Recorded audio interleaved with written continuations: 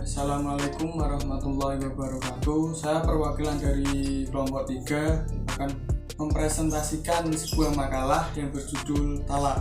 Di sini saya akan menerangkan bagaimana pengertian talak, bagaimanakah hukum talak, apa saja syarat-syarat talak, apa saja sifat dan macam-macam talak. Pengertian talak. Menurut bahasa, talak berarti pemutusan ikatan. Kata ini adalah berasal dari kata itlaq yang berarti melepas atau meninggalkan. Sedangkan menurut istilah talak berarti pemutusan tali perkawinan dan lafaz talak atau yang semakna, atau menghilangkan ikatan perkawinan dengan seketika atau rentang waktu jarak tertentu dengan menggunakan lafaz tertentu. Sedangkan menurut mazhab Syafi'i, talak adalah pelepasan akad nikah dengan lafaz talak atau yang semakna dengan itu. Menurut ulama Maliki, talak adalah suatu sifat hukum yang menyebabkan gugurnya kehalalan hubungan suami istri.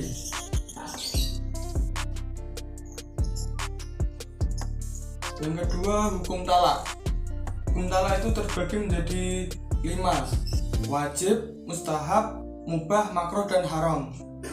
Di sini kita akan menerangkan yang wajib dahulu. Wajib ketika terjadi pertikaian antara suami istri dan juru damai pun tidak dapat mendamaikan mereka, bahkan permasalahannya semakin memanas, maka ketika itu semua wajib mentalakkan istrinya. Atau ketika suami menjatuhkan ilak kepada istrinya dan telah berlalu 4 bulan sedangkan suami tetap tidak bersedia jima dengan istrinya, maka ketika itu suami juga wajib mentalakkan istrinya. Sebagai hukum yang wajib. Yang kedua, mustahab. Ketika istri melalaikan hak Allah seperti meninggalkan sholat, atau istri melalaikan hak suaminya seperti ia tidak menjaga kehormatannya, maka ketika itu talak hukumnya menjadi mustahab. Yang ketiga, mubah. Mubah ketika akhlak atau perilaku istri kepada suaminya sangat buruk, sementara suami tidak melihatkan adanya harapan untuk dapat berubah, maka ketika itu talak hukumnya menjadi mubah. Yang keempat adalah makruh. Talak dimakruhkan hukumnya ketika dilakukan bukan karena kebutuhan. Diriwayatkan dari Amr bin Dinar, ia berkata, Ibnu Umar mentalak istrinya, lalu istrinya berkata, apakah engkau melihat suatu yang engkau benci dariku? Ia menjawab, tidak. Istrinya berkata, mengapa engkau mentalak seorang muslimah yang menjaga kehormatan? Amr bin Dinar berkata, akhirnya Ibnu Umar kembali merujuknya. Yang kelima adalah haram. Talak menjadi haram hukumnya ketika suami menjatuhkan talak kepada istrinya dalam keadaan haid atau nifas, atau dalam masa suci yang telah dijimai dan belum jelas kehamilannya. Haram pula mentalak 3 dengan satu lafaz dalam satu majelis. Inilah yang disebut dengan talak yang bid'ah. Yang ketiga adalah syarat-syarat talak. Syarat talak dibagi menjadi 2. Yang pertama, syarat yang berhubungan dengan yang mentalak. Syarat yang berhubungan dengan mentalak ada 3, antara lain orang yang mentalak adalah suami bagi yang ditalak. Sehingga jika seorang mengatakan, jika aku menikah dengan si fulanah, maka ia ditalak. Ucapan ini tidak diperhitungkan sebagai talak karena wanita tersebut belum menjadi istri yang sah. Yang kedua, orang yang mentalak mencapai balik sehingga talak yang dilakukan oleh anak kecil meskipun sudah mumaziz, maka talaknya tidak sah. Ini adalah pendapat jumhur ulama. Orang yang mentalak adalah orang yang berakal. Talak dilakukan tanpa paksaan. Yang kedua, syarat yang berhubungan dengan talak ada 2, yaitu yang pertama, orang yang ditalak adalah istri bagi suami yang mentalak. Yang kedua, B, talak benar-benar ditunjukkan oleh suami kepada istri, baik berupa ucapan, isyarat, sifat maupun niat. Sifat dan macam-macam talak ditinjau dari keadaan istri. Talak sani, yaitu talak sesuai dengan ketentuan agama, yaitu seorang suami menalak istrinya yang pernah dicampuri dengan sekali talak di masa bersih dan belum didukul selama bersih tersebut. Yang kedua, talak bid'i, yaitu talak yang menyalahi ketentuan agama.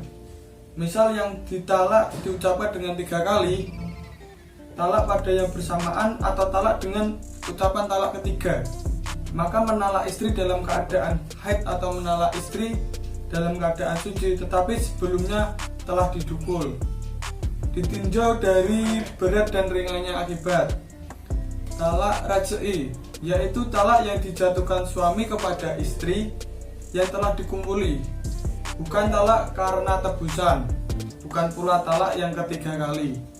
Pada talak jenis ini, si suami dapat kembali kepada istri dalam masa iddah tanpa melalui perkawinan baru, yaitu pada talak pertama dan kedua.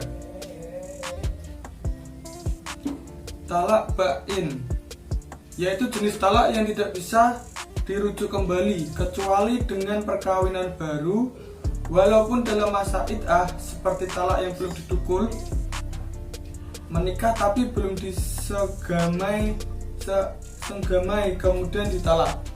Talak bain dibagi menjadi 2, yaitu talak bain sugro dan talak bain kubro.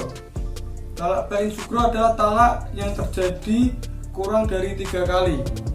Keduanya tidak ada hak rujuk dalam masa iddah. Akan tetapi boleh dan bisa menikah kembali dengan akad nikah baru. Talak bain kubro, yaitu talak yang terjadi sampai 3 kali penuh dan tidak ada rujuk dalam masa iddah maupun dengan nikah baru, kecuali dalam 3 talak sesuai ada tahlil. Ditinjau dari ucapan suami. Talak sore, yaitu talak yang diucapkan dengan jelas, sehingga karena jelasnya ucapan tersebut tidak dapat diartikan lain kecuali perpisahan atau perceraian. Talak kinayah, yaitu talak yang diucapkan dengan kata-kata tidak jelas atau melalui sindiran. Kata-kata tersebut dapat diartikan lain seperti ucapan suami dan sebagainya lah. Ditinjau dari masa berlakunya, berlaku seketika, yaitu ucapan suami kepada istri yang dengan kata-kata yang tidak digantungkan pada waktu atau keadaan tertentu. Berlaku untuk waktu tertentu, artinya ucapan talak digantungkan kepada waktu tertentu atau pada suatu perbuatan istri. Berlaku untuk selama-lamanya, artinya talak yang dijatuhkan untuk selama-lamanya dan tidak akan dirujuk kembali. Misalnya, engkau kuceraikan untuk selama-lamanya. Menurut Imam Syafi'i, talak semacam ini akan dijatuhkan sesuai dengan niatnya. Kalau diniatkan 3, maka hukumnya 3. Dan kalau diniatkan hanya 1 atau 2, maka talak itu akan jatuh sesuai dengan berapa yang diniatkannya. Terima kasih atas semuanya. Maaf kalau ada kata tutur kata yang salah sebelumnya. Terima kasih. Assalamualaikum warahmatullahi wabarakatuh.